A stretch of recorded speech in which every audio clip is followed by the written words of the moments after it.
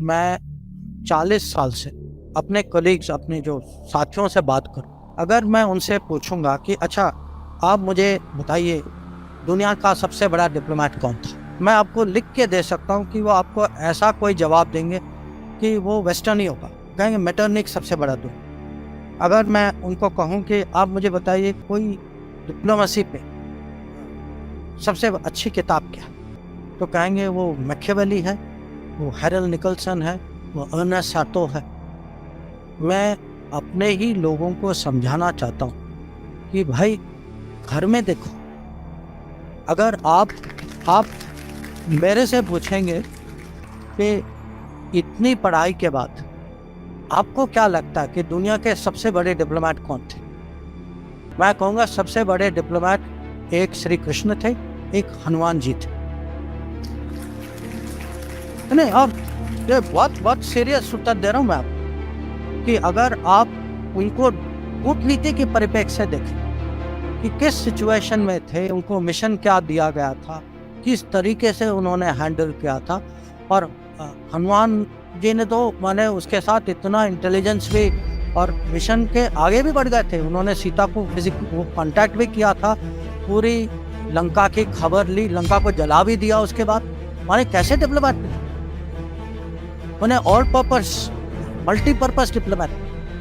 तो अगर आज मैं आपको कहूँगा कि दुनिया के 10 स्ट्रेटेजिक कॉन्सेप्ट जो आज की चर्चा में, आज के डिस्कोर्स में 10 बड़े स्ट्रेटेजिक कॉन्सेप्ट जो इंटरनेशनल रिलेशन, मैं हर कॉन्सेप्ट का आपको एक महाभारत में इक्विवेलेंट दे सकता हूं कि अगर आप कहें अरे आज मल्टीपोलर वर्ल्ड है, उस समय भी अगर कुरुक्षेत्र के मैदान में क्या हो रहा था, वो मल्टीपोलर भारत था जिसमें अलग अलग राज्य थे, सबको कहा गया कि आप उनके साथ हैं, मेरे साथ हैं, एक दो नॉन अलाइन निकले बीच में, जैसे बलराम थे या रुक्मा थे।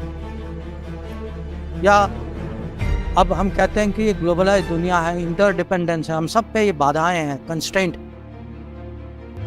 अर्जुन की दुविधा क्या थी, कंस्ट्रेंट ही थी कि वो इंटरडिपेंडेंट थे, इमोशनली इंटरडिपेंडेंट थे कि मैं अपने रिश्तेदारों के खिलाफ मैं कैसे लड़ाई करूं।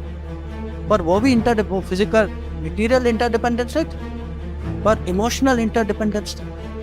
या हम कभी कभी हम कहते हैं अरे पाकिस्तान ने ये किया वो किया, चलो हम स्ट्रेटेजिक पेशेंस दिखाते।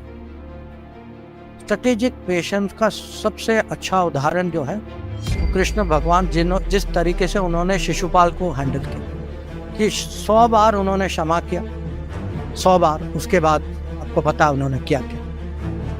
या आजकल ये टर्म आया है रूल्स बेस्ड ऑर्डर, कि एक मर्यादा होती देशों के बीच में, जो राजनीति में कि आपस में कुछ ऐसे कानून होते हैं, कुछ रूल्स होते हैं।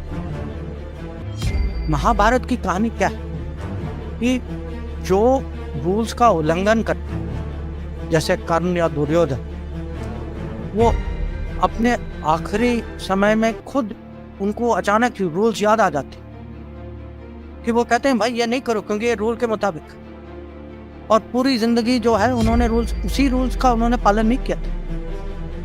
तो ऐसे बहुत सारी चीज़ है। आज हम कभी कभी आपस में हमारी डिबेट होती है कि हमारे खिलाफ हमसे बड़ा देश। अब ये याद रखिएगा कि पांडव जो है, पांडव कौरव की प्रोपोर्शन जो थी वो 7-11 थी, कि वो छोटी फौज थी, उनके पास छोटी फौज थी पर बड़ी सोच थी, अनुशासन ज्यादा था, क्रिएटिविटी ज्यादा था, इंटेलिजेंस ज्यादा था, और श्री कृष्ण उनके साथ। तो और हम कभी कभी रेपुटेशनल कॉस्ट की बात करते कि रेपुटेशन जो है कूटनीति में, राजनीति में, जिस पे आप भरोसा की मैं क्या कीमत बताऊं, जिस पे भरोसा करते हैं उसकी जो वैल्यू जो है, पार्टी हो, आदमी हो, देश हो, रेपुटेशन की बहुत कीमत होती है। और पांडवों की रेपुटेशन जो है वो कौरव से इतनी अच्छी थी। रेपुटेशन का बहुत फर्क, और कभी कभी ये भी है कि जो बड़े गोल, जो लार्जर गुड के लिए कभी लोगों को माने टैक्टिकल एडजस्टमेंट करना पड़ता है। और ये भी इसके बहुत उदाहरण, जो युधिष्ठिर ने अश्वत्थामा के बारे में कहा, या जब अर्जुन ने शिखंडी को आगे किया। अब टेक्निकली आप कहेंगे कि ये गलत चीज की, पर उन्होंने किया एक कारण के लिए, उनका एक लक्ष्य था। आप कहेंगे कि अब अगर आप लार्जर गुड के परिप्रेक्ष्य से देखें तो उन्होंने जो किया वो ठीक किया। आप टेक्निकली देखें तो अलग बात। तो ऐसी बहुत सारी चीज हैं, जैसे अब स्ट्रेटेजिक डिसेप्शन, जो जब कृष्ण भगवान ने सूर्यास्त का एक किस्म से इल्यूजन क्रिएट किया तो जयद्रथ को लगा कि वो बच गए।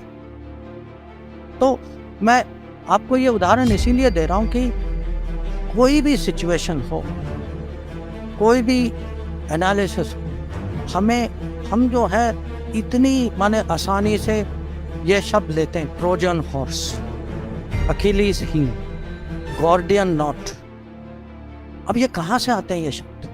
किसी और के कथा से आते हैं। अब मुझे उससे कोई दुश्मनी नहीं है, मैं भी वही कथा पढ़ता हूँ, मुझे भी उसमें रुचि, पर मैं हमारे देशवासियों को समझाना चाहता हूँ कि भाई आप अपने बारे में भी पढ़िए, इसका भी महत्व समझिए। हम आपस की बातें में कम से कम इसका तो प्रयोग करें कि अगर हमें स्ट्रेटेजिक कल्चर, सचमुच अगर इंडियन स्ट्रेटेजिक कल्चर बनाना है, इंडियन स्ट्रेटेजिक कल्चर दूसरों के अनुभवों और दूसरे के कथाओं से नहीं बनेगी। इंडियन स्ट्रेटेजिक कल्चर इंडिया के एपिक से बने।